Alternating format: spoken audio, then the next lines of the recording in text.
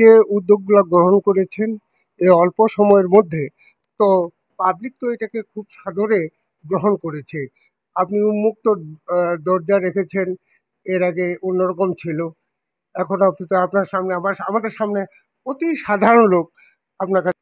না, এটা তো মাননীয় প্রধানমন্ত্রী শেখ হাসিনার একটা অনুশাসন আমাদের মাঠ প্রশাসনের কর্মীদের প্রতি, যে এই নিউ পাবলিক অ্যাডমিনিস্ট্রেশন নতুন একটা জনপ্রশাসন উনি গড়ে তুলতে চায়, যে জনপ্রশাসনটা জনসেবায় কাজ করবে। তো জনসেবায় কাজ করতে গেলে আহ, আপনারা জানেন যে প্রত্যেকটা জেলা প্রশাসক স্যার একটা দিনে সপ্তাহে একটা নির্দিষ্ট সময় গণশুনানি করে। তো গণশুনানি করে এই অর্থ হচ্ছে মানুষকে শুনতে হবে, মানুষের সমস্যাগুলো শুনতে হবে, সেই অনুযায়ী প্রশাসন কাজ করবে। আর আসলে জেলা প্রশাসক স্যাররা যেহেতু জেলা পর্যায়ে সকলে যেতে পারে না, তারা আসলে উপজেলা নির্বাহী অফিসারের কার্যালয়ে। এই কারণে উপজেলা নির্বাহী অফিসারের কার্যালয় সার্বক্ষণিক খোলা রাখতে হবে, যাতে উনি জেলায় যাওয়ার পূর্বে অন্তত উপজেলা নির্বাহী অফিসার সেই সমস্যাটা জানে। যদি সমাধান করতে পারে তাহলে সমাধান করবে, এটি যদি ঊর্ধ্বতন কর্তৃপক্ষের অনুমোদন লাগে তাহলে সেক্ষেত্রে তার কাছে যাবে।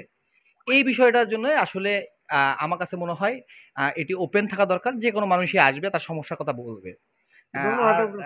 আর মানুষ আশা করে যে সরকারের একজন প্রতিনিধি উপজেলা পর্যায়ে আছে, যে যার কাছে তারা তাদের সমস্যাটা বলবে, এটি এনশিওর করা।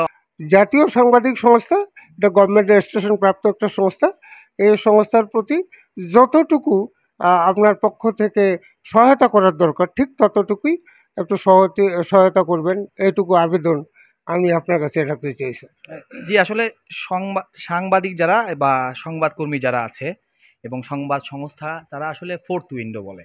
তারা আসলে সমাজের বিভিন্ন সমস্যাটা যথাযথ কর্তৃপক্ষের কাছে তুলে ধরবে, এটাই আমরা আশা করি।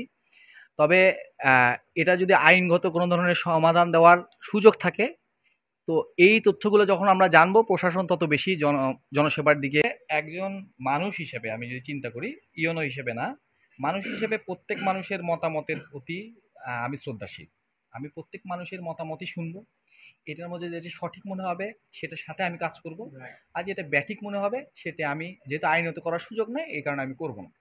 আমরা এই বিষয়ে সবসময় সচেতন আছি যে যে কোনো ব্যক্তি, উনি সাংবাদিক পরিচয়ে হোক বা না হোক, সে আমার এখানে আসতে পারে, তার সমস্যার কথাটা বলতে পারে,